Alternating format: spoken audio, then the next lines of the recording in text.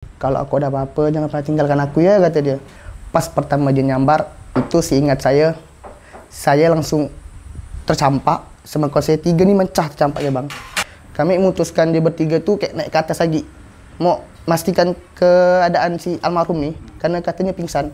Sampai dikasih napas buatan kan, kayak bangun gitu kan.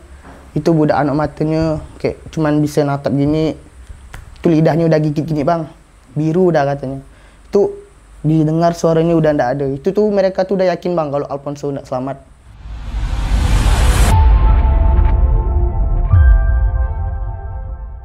Cuaca ekstrim yang terjadi di Kalimantan Barat, tepatnya di 2 Agustus 2025, mengakibatkan 7 pendaki tersambar petir di kawasan Gunung Bawang, Kabupaten Bengkayang.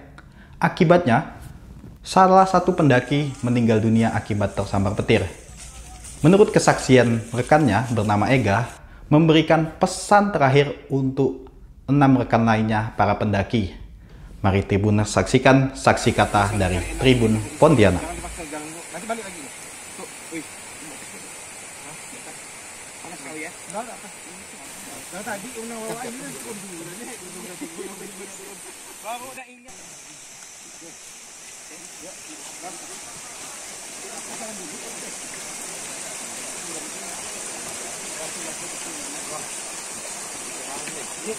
Satu ya, ini ya, ini jangan ya, goyang. Itu aman. Oke. Oh.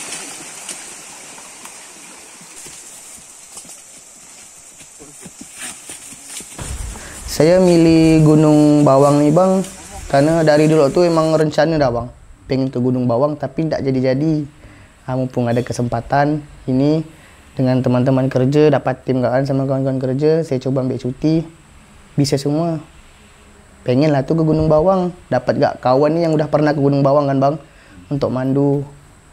Pergilah Gunung Bawang saat itu, di tanggal 31 malamnya berangkat, sampai puncaknya itu tanggal 1.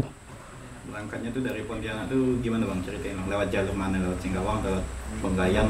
Lewat Bengkayang bang, dari Pontianak tuh lewat Bengkayang, berangkatnya jam 12 malam udah mulai berangkat dah. Dari Pontianak? Dari Pontianak menuju ke Bengkayang. Sampai Bengkayang? Sampai Bengkayang kita jam 6 pagi bang. Bagi berarti sekitar 6 jam ya?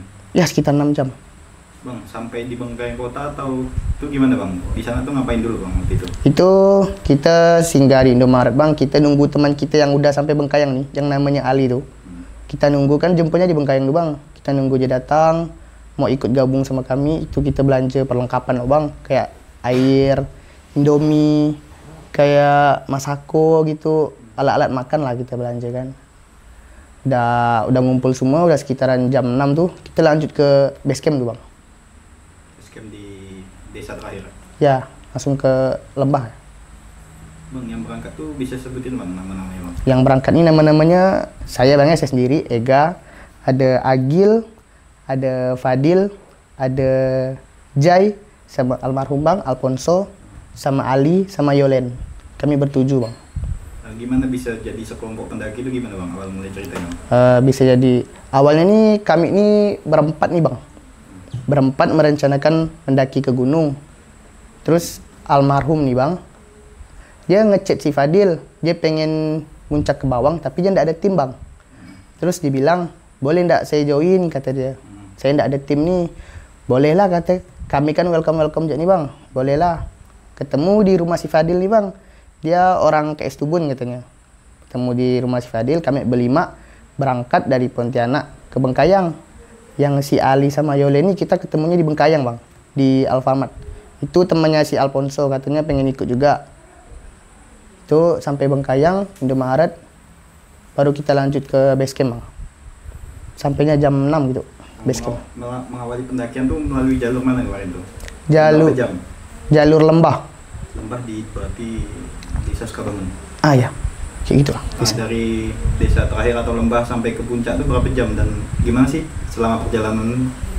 Perjalanan mau menuju ke pos 1 itu gimana bang? Sampai di puncak lah, bisa ceritain satu. Sampai ke puncak itu awal perjalanan tuh enak-enak aja bang. Kayak biasa bang kan, dengan kawan canda-canda sama almarhum.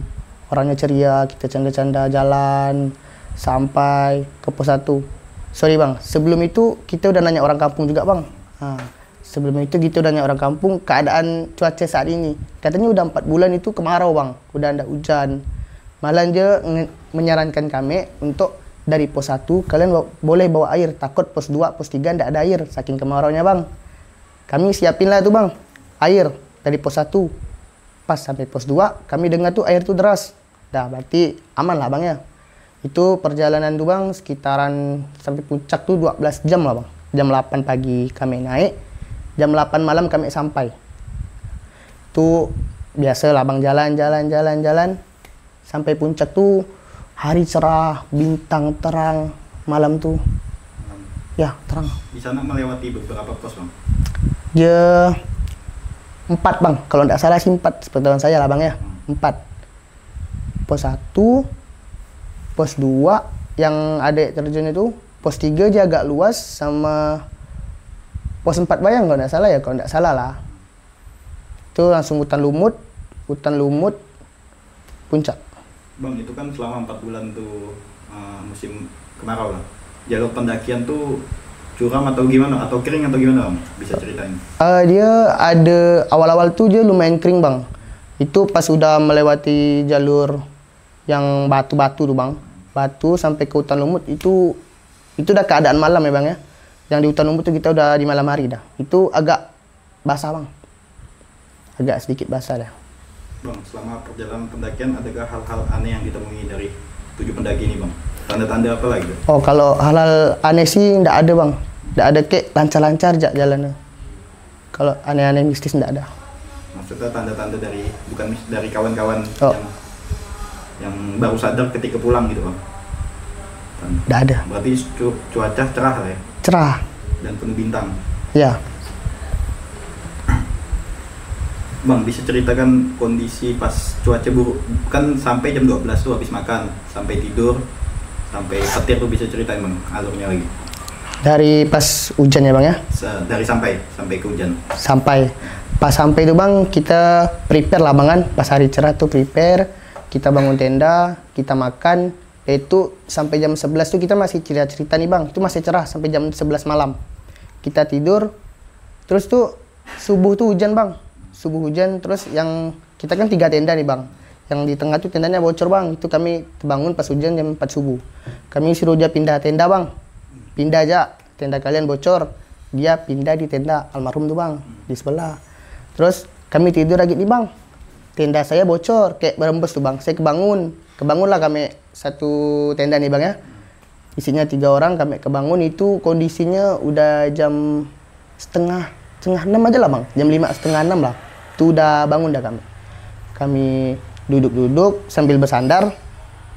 Cerita. Itu kondisi itu cuman hujan, ndak terlalu lebat, ndak terlalu reda. Normal lah, hujan, angin, guntur pun kayak cuman di atas tuh kayak gemuruh aja bang. Ndak ada nyambar dulu. Pas sudah bersandar, itu mendadak langsung nyambar tenda kami bang. Yang pertama. Itu keadaan udah kayak langsung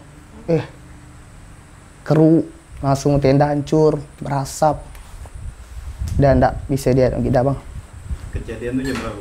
Kejadian di sambar tenda itu jam 6 lewat, setengah 7. Udah pagi ya? Iya. Bukan di subuh hari ya? Bukan. Berarti dari hujan sampai ke hujan tuh dari subuh. Abang bisa jelasin gimana pas momen di sambar petir bang? Pas momen di sambar petir bang ya. Itu pas saya lagi duduk-duduk jam 6 lewat itu.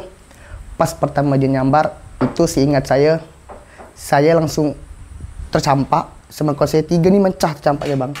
Saya keruh, itu saya beranggapan saya itu udah nggak ada dah bang. Saya cuma bisa sadar. Pandangan saya itu kayak di center bang. Cahaya itu kayak cahaya benar gitu. Saya itu cuma bisa sadar, tak bisa gerak. Saya yakin kayak saya itu udah nggak bisa selamat. Kawan saya itu kayak kesakitan, kaki saya patah kata dia. Cuman kawan saya nama Syagil nih bang. Dia menenangkan kami bang. Dia menenangkan, tenang. Saya tenang, alhamdulillah. Badan saya setengah tuh agak bisa gerak bang. Udah agak bisa gerak. Kok tenda sebelah saya belum tahu nih bang. Udah bisa bergerak. Terus saya ini kayak mau bangun bentar, kayak mau gede-gedekan kaki saya nih bang. Itu selepas 3 menit atau 5 menit sambar lagi gitu bang. Itu sambaran kedua tuh, itu mungkin kata kita dari tenda sebelah ya bang, membuat almarhum kena. Sambaran petir kedua ya bang? Sambaran petir kedua tuh dia nyambar ke tenda sebelah bang. Kami cuman karena udah siap nih cuman dapat tegang aja, tapi kayak keruk lagi bang. Itu saya tercampak ke depan.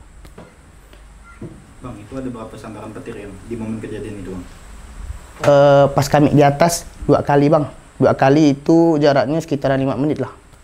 Itu semuanya kami ambil keputusan, hujan-hujan kita keluar tenda, apapun yang terjadi kita merangkak aja. Kita cari pohon keluar tenda. Itu kami merangkak, berguling-guling, merangkak guling, sakit enggak tahu gimana gitu, guling-guling. Itu pas katanya udah di atas nih bang, udah di bawah kan, bilang almarhum nih pingsan katanya kan. Terus kami udah ada yang tinggal nih bang, kayak udah santai dulu kan, udah tidak bisa gerak nih bang, tidak bisa gerak. Ada yang kesejukan, kedinginan, baju basah. Kami nunggu kawan kami nih bang, yang bertahan nih, mau turun nih, tunggu. Itu kami sekitaran jam 8 tuh hujan tuh agak mulai reda dikit bang. Itu yang namanya Agil, Ali, sama Fadel tuh dia agak lumayan bang. Udah agak bisa gerak, tapi belum fit benar, gak bisa gerak. Kami memutuskan dia bertiga tuh kayak naik ke atas lagi, mau memastikan keadaan si almarhum nih, karena katanya pingsan. Itu dia naik ke atas lagi, dia ambil barang-barang penting yang bisa menghubungi orang kampung, kayak HP, dompet, kayak kompor untuk manaskan badan, gas, sama almarhum nih ditampar sampai dikasih napas buatan kan, kayak bangun gitu kan. Itu budak anak matanya kayak cuman bisa natap gini, tuh lidahnya udah gigit gini bang, biru udah katanya. Itu didengar suaranya udah ndak ada. Itu tuh mereka tuh udah yakin bang kalau Alfonso ndak selamat. Mereka rapikan badannya, mereka rapikan jaketnya, rapikan. Terus yang si Agil nih lagi benarkan alat-alat nih, mereka tuh Agil tuh ngelihat kalau si Ali dengan Fadel tuh bang, rambutnya udah berdiri-diri. Itu takut ada sambaran ketiga lagi, sambaran lagi. Itu Agil milih turun jak kita berkejar, turun. Tuh turun bang, lari, takut ada sambaran. Itu kata mereka tuh mungkin ada sambaran lagi bang, nyusul. Berarti ada tegangan di situ bang? Iya. Berarti dari turun sampai naik lagi tuh dalam berapa periode waktu bang? Naik dari bawah tuh naik atas lagi ke bang. Itu sekitaran bentar, 2 menit 3 menit tuh mereka udah turun lagi. Habis sambaran terakhir yang sekiranya udah kena ke almarhum tuh yang pingsan tuh, turun tuh berapa lama bang baru naik lagi? Itu kita nunggu hujan reda tuh sekitar setengah jam ada bang. Karena yang satu yang namanya si Yolen perempuan tuh bang, itu dia sempat terjatuh bang, kayak model mau pingsan. Katanya telinganya itu berdenging, dia hipo, kesejukan, badannya udah pucat. Itu kami semua megang api tuh bang, itu enggak ada terasa panas sama sekali bang. Kami cuma bisa bertanya di situ dengan badan keadaan basah, kaki tak bisa gerak semua, kayak lumpuh setengah. Bang, bisa jelasin dari 7 pendaki itu yang kondisinya itu seperti apa bang, yang abang tahu bang? 7 pendaki kondisi kami semua, itu setelah atau sesudah bang? Setelah kejadian, yang satu almarhum bang, tidak bisa diselamatkan. Itu yang kami berenam ini kami cuma luka bakar bang. Luka bakar, yang teman saya nama Jay itu dia luka dalam dia kayak susah berjalan gitu. Kami luka bakar, tapi kami masih bisa sedikit berjalan bang, bisa mapah. Tapi kalau Jailani nih bang, dia luka dalam kayak susah benar mau jalan. Itu sampai dibopong warga bang, saking tidak mampunya. Lainnya? Yang lainnya itu saya tidak tahu bang, soalnya beda. Dia turun duluan untuk nyari bantuan, ternyata dia sesat. Oke, gimana biar bisa momen minta bantuan tuh gimana koordinasinya waktu itu? Ya, itu pas kami udah ngumpulin bang, berenam nih, kami sempat briefing bang, gimana? Itu kami memutuskan yang 3 ini, dia agak fit nih bang, agak bisa laju berjalan. Agil, Ali, Yolen. Itu kami bilang kalian turun sampai cari sinyal bantuan warga, Biar kami yang sakit bertiga nih bang, biar kami jalan pelan-pelan tidak apa-apa. Penting kami itu pelan-pelan jam berapa pun sampai, kami sampai pelan-pelan. Itu sekitaran jam berapa ya? Jam setengah 4, dari jam 9 kami turun nih bang, bertiga yang sakit nih. Itu dia udah turun dua nih bang, udah tahu dah. Itu jam setengah 4 kami turun pelan-pelan. Itu kami jumpa warga bang, warga kepala desa, dia berempat. Dia bilang dia mau ngambil jenazah atas nih bang. Itu kami nanya dapat informasi dari siapa. Rupanya kawan kami yang nama Gil sempat dapat sinyal nelpon teman kami yang namanya Bob di Bengkayang. Terus Bob itu dia langsung ke kampung bang, ngasih apa? Si tahu kalau di atas tuh ada ini. Kami langsung naik itu dia sempat bilang di bawah, kata orang kampung tuh bang, ada rombongan 10 orang dari Singkawang.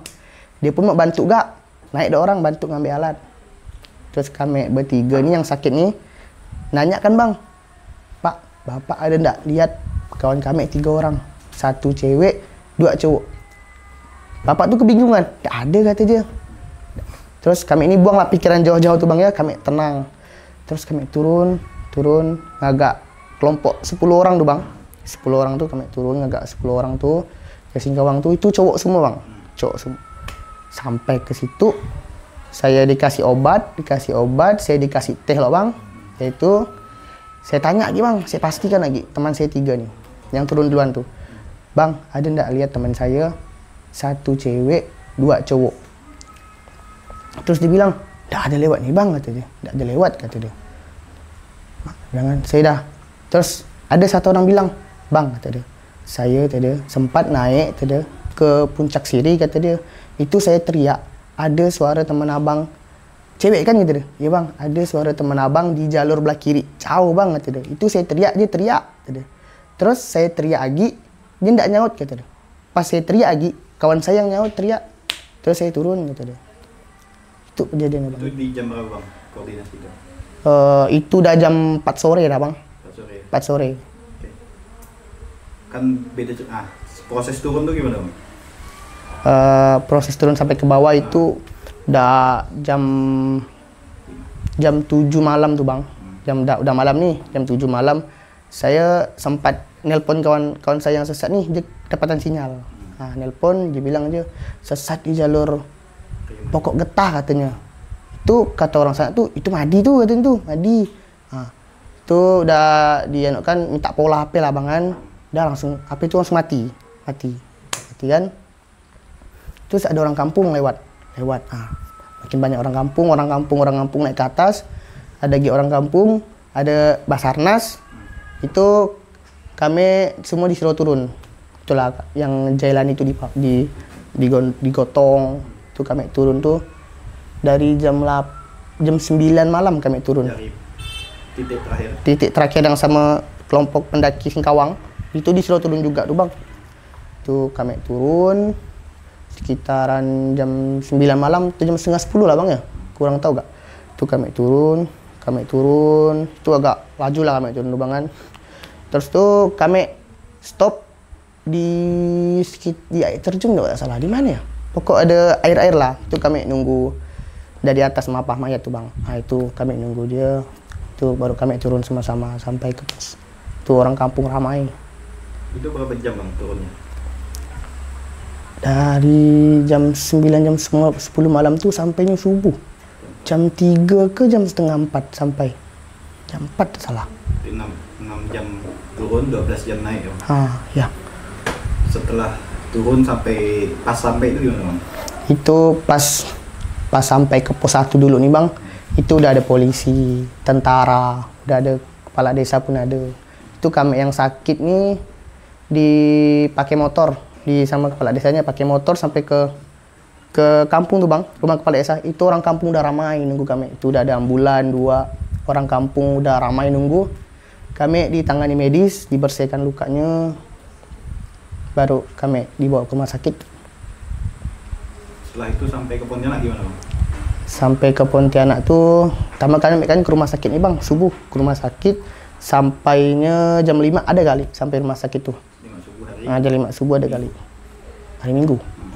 Itu kami di tensi, Kami disuruh bareng istirahat. Itu tidak apa-apa lah bangan, doakan almarhum. Kami sih aman lah bangan, aman. Itu kami ini nunggu mereka bang, yang teman 3 sesat nih bang. Nunggu mereka ke rumah sakit nih. Itu sekitaran jam setengah 11 kalau tidak salah aja ke rumah sakit tuh. Baru ke rumah sakit. Kalau ketemu tuh dia jam 4 setengah 4 subuh kalau ketemu. Ke rumah sakit ya agak siang. Gimana momen ketemu kawan-kawan bang?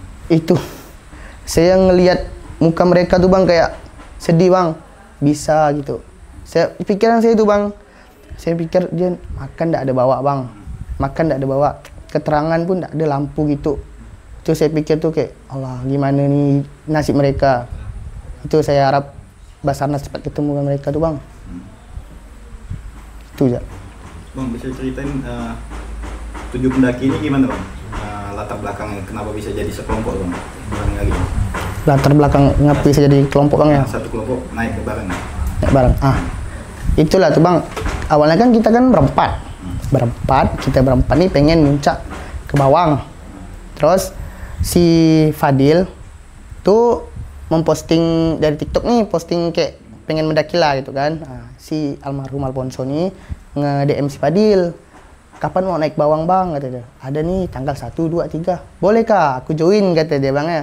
Boleh lah kata dia. Awalnya beli banyak nih bang. 5. Boleh lah kata dia. Kalau tanggal segitu 1, 2, 3 bisa nih bang. Tak mau dekat hari H katanya. Ada teman dia mau ikut. Itulah si Ali sama si Yolen tuh bang. Ada teman mau ikut nih kata dia. Tapi ketemunya di Bengkayang kata dia. Itulah jadi kami gabung ke Bengkayang. Kami kenalan. Ketemunya pun baru pas hari itu bang. Sama almarhum, sama Ali Yolen. Kami mulai pendakian. Bang, ada pesan-pesan yang sampai sekarang kenang nggak bang? Tanda-tanda yang gitu, yang kamu sadar sekarang gitu? Tanda-tanda almarhum. Nggak ada sih bang, cuman dia tuh orang tuh ceria. Cuman dia satu aja sempat pernah bilang bang, sebelum dia meninggal tuh dia bilang ke kami semua orang tuh berbahagia tadi. Itu aja, langsung tak ada dia. Kamu jangan tinggalin aku aja. Itu bang, sebelum naik bang.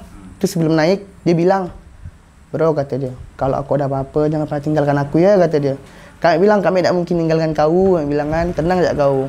Soalnya aku takut aku kecapean, aku tidak mampu, jangan pernah tinggalkan aku ya kata dia. Tenang kami tak mungkin tinggalkan kau bilang. Tapi nasib gimana bang, kita udah berusaha. Itulah, udah berusaha semaksimal mungkin dah bang. Itu di momen kapan tuh ngomong gitu deh? Dia ngomong gitu sebelum mulai pendakian. Bang, saat ini almarhum tuh orang mana dan di mana sekarang? Udah sampai atau belum? Dia udah sampai Ketapang lah bang. Dia orang Ketapang, asli Ketapang. Dia di Pontianak kuliah, terus katanya dia tuh ngekos sama kawan-kawan kuliahnya di Pontianak, katanya di PS Tubun. Bang, sampai sini kondisi abang seperti apa bang?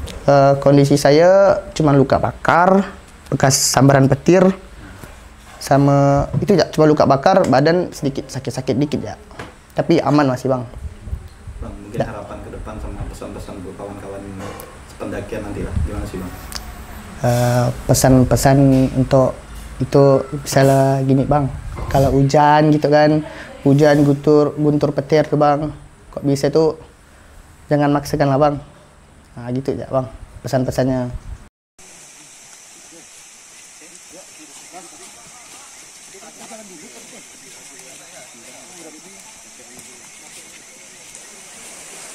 Tribuner, cuaca ekstrim bisa menimpa siapa saja sewaktu-waktu.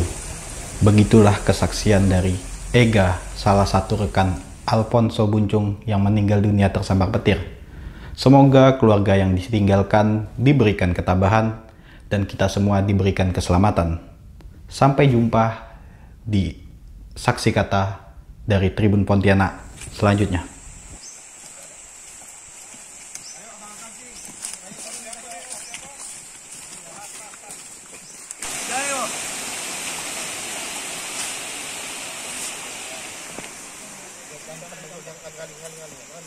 Download Tribun X sekarang, menghadirkan lokal menjadi Indonesia.